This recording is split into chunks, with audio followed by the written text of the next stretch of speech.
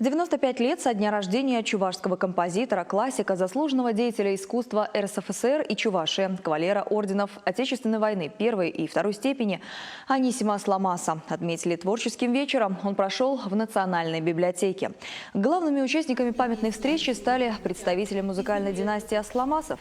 Сотрудники Национальной библиотеки представили электронное издание «Музыка Анисима Асламаса», специально подготовленное к юбилейной дате. Анисим Асламас – один из высокоодаренных композиторов Чувашии. Ему принадлежат несколько опер, инструментальных концертов, рапсодий и многих других произведений.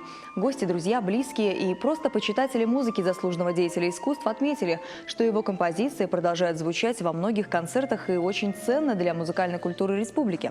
Делились и воспоминаниями от Нера Хузангая и его родителей, народного поэта Чувашии Петра Хузангая, и актрисы, народной артистки СССР Веры Кузьминой. С семьей прославленного композитора связывали теплые соседские отношения. Они жили в одном доме по проспекту Ленина и даже сотрудничали. Анисим Асламас писал музыку на стихотворение Петра Хузангая. Прошло много лет, но до сих пор свежи детские воспоминания о музыке, которая собирала под окнами композитора всю дворовую ребятню.